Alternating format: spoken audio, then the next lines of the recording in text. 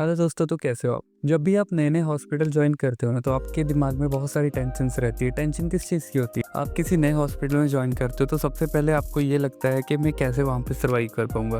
क्योंकि सारे ना बंदे वहाँ पे होते नए, है ना? नर्सेज़ होती नई। अगर आप किसी ऐसे हॉस्पिटल में चले जाओ जो बहुत ही बिज़ी होता है, सारे फ्रस्ट्रेट हुए पड़े होते हैं। आप जैसे ही कुछ पूछने जाते हो उनसे तो आपको जस्ट एक ही रिप्लाई मिलता है, यार अभी मुझे परेशान मत करो, मैं बहुत बिज़ी हूँ, बाद में आना। तो ऐसे बोल के ना आपको भगा देंगे और आपके दिमाग में फिर तब से सवाल शुरू हो जाते हैं। अगर मान लो आप नए हो ना, इधर आप देखोगे पेशेंट को वेंटिलेटर पे डाल रहे हैं, आपने इधर देखा पेशेंट को ब्लड चल रहा है, एक जगह पे सेंटर लाइन डाल रहे हैं। कोई पेशेंट सिक हो जाता है तो सब पेशेंट को बचाने के लिए कोई सीपीआर कर रहा है, कोई एट्रोपिन एपी दे रहा है। तो आपके ना दिमाग के सब ऊपर से जा रहा होता है, आपको कुछ समझ नहीं आ रहा है कि यार क्या चल रहा है, क्या हो रहा है। तो क्योंकि ये ना सिनेरियो आपके लिए नया है, आप बिल्कुल फ्रेश हो, आपको नहीं पता ये क्या कर रहे हैं, कैसे पेशेंट को बचाया जाता है, कैसे पेशेंट की जान बचाने की ये कोशिश कर रहे हैं। तो ये सारी चीज़ों के बीच में अगर आप किसी एक स्टाफ को डिस्टर्ब करके देख लो कि एक बार प्लीज़ बताओ कि ये क्यों दे रहे हो, तो आपको जा तो आगे से पड़ जाएगी गाली, नहीं तो आपको यही बोलेंगे कि यार अभी परेशान मत करो, पेशेंट बचाना है, बाद में बताऊंगी। तो ये बाद में करते करते आपको कोई नहीं बताता ये सारी चीज़ें, और इसी चक्कर में आपके दिमाग में ये चीज़ होती है कि यार मैं यहाँ पे काम नहीं कर पाऊंगा, इतना बिजी, इतना हसल हो रहा है, मैं कैसे सीखूंगा, मुझे तो कुछ आता ही नहीं, तो मैं तो कर ही नहीं पाऊंगा। लेकिन फिर आप एक चीज़ भूल जाते हो कि ये जितने भी लोग हैं ना, ये जितने भाग के जो काम कर रहे हैं, एक दिन ये बिल्कुल ज़ीरो थे और ज़ीरो से इन्होंने शुरू करा था, और आज ये जो भाग के काम कर रहे हैं ना, ये क्यों कर रहे हैं? क्योंकि एक टाइम पे आपकी जगह पे ये आए थे, लेकिन इन्होंने आपकी तरह नहीं सोचा था कि यार मैं नहीं कर पाऊंगा, इन्होंने सोचा कि मैं कर पाऊंगा, इसीलिए वो कर पाए और आप भी कर पाओगे। लेकिन फिर भी जो अंडर कॉन्फिडेंट आप रहते हो, वो किस चीज़ के लिए रहते हो? बहुत सारे रीज़न होते हैं जो आप अंडर कॉन्फिडेंट रहते हो, तो उसी चीज़ों के बारे में आज की वीडियो में हम बात करने जा रहे हैं कि आपको ये चीज़ों से कैसे बाहर आना है, या आपको ये चीज़ों को कैसे टैकल करना है। आपको बताऊंगा कि अगर आप भी अंडर कॉन्फिडेंट हो, आपको भी हॉस्पिटल में जाने के बाद यही लगता है कि यार ये मैं कैसे सीख पाऊंगा, मैं कैसे कर पाऊंगा, है ना, मैं बिल्कुल नया हूँ, मुझे कुछ नहीं आता। तो ये जो टैबू अपने दिमाग में बना रखा है ना कि मुझे कुछ नहीं आता इसलिए मैं बड़े हॉस्पिटल में जाऊंगा नहीं, तो इसी को आज की वीडियो में हम ख़त्म करेंगे। तो मेरे साथ वीडियो के शुरू से एंड तक ज़रूर बने रहना, क्योंकि आज की वीडियो में मैं आपको बताऊंगा कि कैसे इस चीज़ को टैकल करना है, कैसे इस चीज़ से आप बाहर आ सकते हो, और कैसे अपने आप को आप कॉन्फिडेंट बना सकते हो। कॉन्फिडेंट भी इतना ज़्यादा कि एक बड़े लेवल पे आप एक सीनियर स्टाफ या फिर एक टीएल के लेवल पे आप काम कर पाओ। तो शुरू से शुरू करते हैं। बिल्कुल देखो, क्या होता है ना कि एक चीज़ ना हमारे दिमाग में बहुत ज़्यादा चलती है। हम सोचते हैं कि यार अगर मैंने ये करा तो मैं गलत कर दूंगा, तो मुझे सीनियर डांटेंगे, या मैं कोई काम गलत ना कर दूं, या मुझे इंजेक्शंस की डाइल्यूशन पता नहीं है, मैं कहीं किसी में ना कर दूं।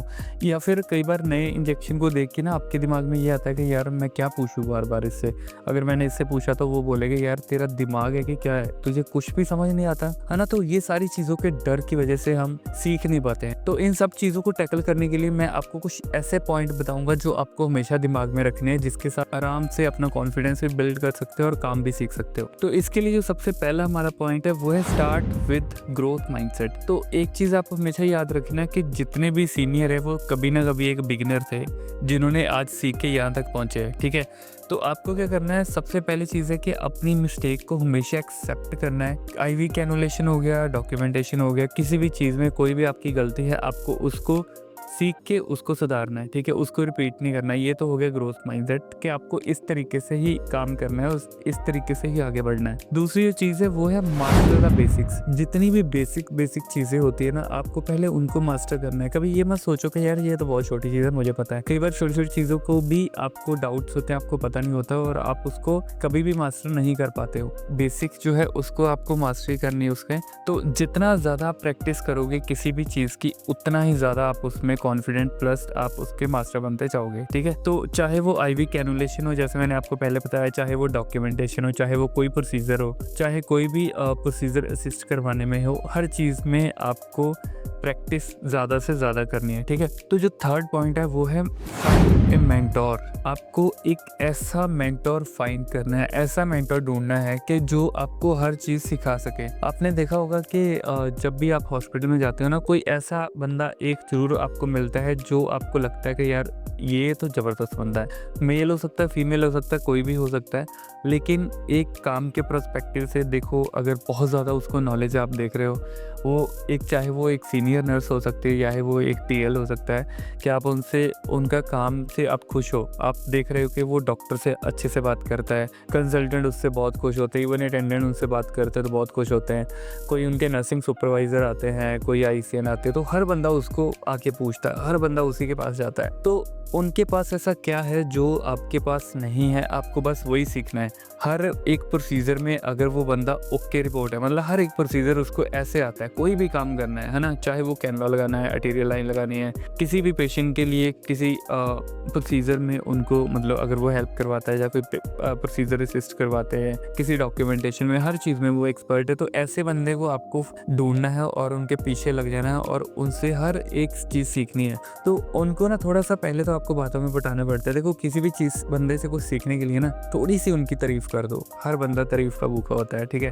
थोड़ा सा आप उसको जाओ, ऐसे बोलो कि यार मुझे ना प्लीज़ आप अपने जैसा बना दो। मैं जब से आया हूँ ना, मैं आपको ऑब्जर्व कर रहा हूँ यार, हर एक चीज़ आप में बेस्ट कैसे हो सकती है। डॉक्टर है, नर्स है, कोई अटेंडेंट है, कोई मतलब ऊपर वाले जो भी सीनियर आपके आते हैं, हर बंदा आपसे इतना खुश है यार। आप हर बंदे का इतनी आराम से आंसर करते हो, इतने पोलाइट वे में बात करते हो, कैसे? मुझे भी सिखाओ यार, मुझे अपने जैसा बना दो बस। तो वो बंदा ना आपसे इतना खुश हो जाएगा, आपको हर प्रोसीजर के लिए वो बुलाएगा, आजा यार आजा, ये करते हैं, चलो मैं बताता हूँ ये कैसे करते हैं। हमेशा आपको ऐसा ही बंदा एक ढूंढना है जो आपको हर चीज़ सिखा सके। चौथी चीज़ है इम्प्रूव कम्युनिकेशन स्किल्स। देखो, कम्युनिकेशन स्किल ना बहुत ही ज़रूरी है। आपके पास सब कुछ है, आपकी नॉलेज है, आपको हर चीज़ का आइडिया है, आपको सारे प्रोसीजर आते हैं, लेकिन आपकी कम्युनिकेशन स्किल बिल्कुल ज़ीरो है, तो आपका सारा काम भी ज़ीरो ही रहेगा, चाहे कुछ भी कर लो। तो इस चीज़ को टैकल करने के लिए ना अपना कम्युनिकेशन स्किल्स अच्छा करना है। कम्युनिकेशन स्किल्स का मतलब ये नहीं कि आपको इंग्लिश बोलनी आनी चाहिए, नहीं। इंग्लिश जस्ट एक लैंग्वेज है, लेकिन वही चीज़ आप हिंदी में बोल सकते हो और हिंदी में भी आप प्यार को बांट सकते हो। आपकी कम्युनिकेशन स्किल्स, चाहे वो हैंडओवर के टाइम पे हो, है ना, चाहे वो कंसल्टेंट से बात करना, चाहे वो अटेंडेंट से बात करना, चाहे वो nursing superintendent, ANS, TNS, NS, किसी से भी बात करना हो, आपकी कम्युनिकेशन स्किल ऐसी होनी चाहिए कि बंदा ना खुश हो जाए आपसे बात करके, कि यार मज़ा आ गया इससे बात करके। तो ये चीज़ आपको अपने अंदर लेके आनी। कम्युनिकेशन स्किल्स के लिए आपको कोई नहीं सिखाएगा, लेकिन आपको किसी को देख के अपने अंदर ये चीज़ों को चेंज करना, आपका वे ऑफ टॉकिंग को चेंज करना। और इंग्लिश की ना कोशिश करो जितना ज़्यादा बोल सकते हो, वो तो बस प्रैक्टिस के साथ ही आएगी, प्रैक्टिस से बिना आप नहीं सीख सकते हो। पांचवी जो चीज़ है, manage stress and stay positive. हमेशा ना देखो, मैक्स फोर्टिस, अपोलो और मेदांता, बड़े बड़े हॉस्पिटल में काम कर करके ना बंदा बहुत एग्जॉस्ट सा हो जाता है। मतलब अगर आपके पास मान लो 10 पेशेंट है, आप इतने ज़्यादा बिजी हो, क्या आप अच्छे से कम्युनिकेशन करोगे किसी के साथ? क्या आप अच्छे से केयर कर पाओगे किसी की? बहुत ज़्यादा ना स्ट्रेस हमारे ऊपर खुद के ऊपर आ जाता है जब ये सारी चीज़ें आपके साथ होती है। तो कोशिश करो पहले तो खुद पॉजिटिव रहो। अगर आप खुद, आपका दिमाग ठीक नहीं है, अच्छे से आप काम नहीं कर पा रहे हो स्ट्रेस की वजह से, तो आप पेशेंट की केयर क्या ही करोगे? तो सबसे पहले ये चीज़ अपने अंदर आपको ठीक करनी है, ठीक है। अपने लिए आपको टाइम देना है, क्वालिटी ऑफ टाइम। ड्यूटी से आते हो, घूमो फिरो, अच्छा खाओ, अपने अच्छे दोस्त बनाओ, थोड़ा बाहर जाओ, घूमने जाओ, ऑफ मारो, छुट्टी करो, है ना। ये सारी चीज़ें करके आपका थोड़ा सा स्ट्रेस, एंजाइटी और ये सारी चीज़ें कम करनी है आपको, ठीक है। क्योंकि देखो, काम के साथ ना ये चीज़ बहुत ही नॉर्मल होती है। ये नहीं है कि आप हॉस्पिटल में एज ए नर्स काम कर रहे हो, चाहे आप एज ए जो डॉक्टर भी आपने देखे होंगे कंसल्टेंट से नीचे होते हैं, वो भी बेचारे बड़े तंग परेशान रहते हैं। इवन जो हाउसकीपिंग है, जीडीए है, या फिर ऊपर वाले एएनएस, टीएनएस, सबको ना सबके ऊपर प्रेशर होता है, क्योंकि हर किसी के ऊपर वाला उसको नीचे को दबाता ही है। तो आप भी अपने नीचे वाले जीडीए, हाउसकीपिंग को दबाते होगे, आपके ऊपर जो डॉक्टर है वो आपको दबाता है, उनके ऊपर जो कंसल्टेंट है उनको दबा रहे हैं, फिर आपकी एएनएस, टीएनएस के ऊपर जो एमएस है उनको दबा रही है, नर्सिंग डायरेक्टर उनको दबा रहे, एमडी उनको दबा रहे, मतलब सीईओ उनको दबा रहे। हर बंदा ना मतलब दब ही रहा है। इन सारे स्ट्रेस को दूर करने के लिए ना आपको क्वालिटी ऑफ टाइम, अपने दिमाग को ठीक रखो, घूमो फिरो, खाओ पियो, इधर से सुनो इधर से निकालो। ऐसी चीज़ें जो कि आपका दिमाग ख़राब कर रही है ना, उन चीज़ों को आपको छोड़ना है और स्ट्रेस फ्री रहना है, ठीक है। तो ये सारी चीज़ों के ऊपर मास्टरी अगर आपने कर ली ना, तो मैं लिख के दे सकता हूँ कि हर चीज़ आप बिल्कुल आराम से कर पाओगे। आपका मन लगना स्टार्ट हो जाएगा काम में, ठीक है। जो आप बोलते हैं ना कि मेरा हॉस्पिटल जाने का मन नहीं करता है, काम करने का मन नहीं कर रहा है यार, वहाँ पे जाके चिकचिकबाजी ये वो, तो ये सारी चीज़ें इसलिए। इन चीज़ों के ऊपर मास्टरी करो। उसके बाद बड़े हॉस्पिटल में जब भी आप इंटरव्यू देने के लिए जाते हो ना, तो इंटरव्यू के टाइम पे थोड़ा सा अपना कम्युनिकेशन स्किल, थोड़ी सी आपकी नॉलेज बूस्ट करके जानी है, फिर ही आप इंटरव्यू क्लियर कर पाते हो बड़े हॉस्पिटल में जाने के लिए। बाकी इंटरव्यू क्लियर करने में अगर आपको दिक्कत है तो मेरा कोर्स कोर्स आप ज्वाइन कर सकते हो। एक शॉर्ट कोर्स है, 7 से 10 दिन के अंदर अंदर आपको मैं ऐसे मास्टर बना दूंगा। अपनी नॉलेज, आपकी नॉलेज ऐसे हो जाएगी कि आप जो आपके इंटरव्यू ले रहे हैं ना, वो भी सोचेगा कि this staff is made only for our hospital. तो ऐसे ही आपको बन के जाना है। बाकी आपकी नॉलेज को इम्प्रूव करने के लिए, आपको कम्युनिकेशन ठीक करने के लिए, आपको जज करने के लिए और आपकी गलती बताने के लिए मैं बैठा हूँ। आप मेरा कोर्स ले सकते हो। उसके दौरान आपकी 3 से 4 मॉक इंटरव्यू करके मैं आपका जितनी भी हेजिटेशन, डाउट और सारी चीज़ें ख़त्म कर दूंगा। आपकी नॉलेज इतनी बढ़ा दूंगा कि कोई भी ऐसा क्वेश्चन नहीं होगा जो आपको आंसर नहीं करना आएगा हॉस्पिटल के अंदर। तो बाकी आपको अगर कोर्स ज्वाइन करना है तो कोर्स की डिटेल मैंने नीचे दे रखी है ऑलरेडी, डिस्क्रिप्शन में भी दिया हुआ है। मेरा नंबर व्हाट्सएप है, नीचे मेरा व्हाट्सएप का नंबर फ्लैश हो रहा होगा, इसके ऊपर भी आप मुझे मैसेज कर सकते हो अगर आपको कोर्स ज्वाइन करना है। बाकी एज ए फ्रेशर अगर जा रहे हो तो ये सारे पॉइंट्स को आपको दिमाग में रखना है और ये सारी चीज़ों को फॉलो करोगे ना, तो आपका मन ऐसे हॉस्पिटल में लगेगा ना कि आप डेली सोचोगे कि जल्दी से मॉर्निंग को मैं हॉस्पिटल में जाऊँ। अगर आपका दिमाग ख़राब रहता है, हॉस्पिटल में जाने का मन नहीं करता है, तो नेक्स्ट मैं एक वीडियो डालूंगा, उसमें बहुत सारी चीज़ें ऐसे बताऊंगा जो आपको मतलब सिखाएगी उन चीज़ों को फॉलो करके आप सीख सकते हो कि ये सारी चीज़ों को टैकल कैसे करना है, अपने स्ट्रेस को दूर कैसे करना है, क्योंकि स्ट्रेस एक बहुत ही बड़ा मेन इशू है जो आजकल नर्सेस फेस कर रही है। तो वो सारी चीज़ें मैं आगे आपको बताऊँगा नेक्स्ट वीडियो में। तो उसके लिए आपको चैनल को सब्सक्राइब कर लेना है, क्योंकि बहुत सारी वीडियोज़ अभी रेगुलर चैनल पर आती रहेगी। तो हम मिलते हैं नेक्स्ट वीडियो में, तब तक के लिए बाय बाय।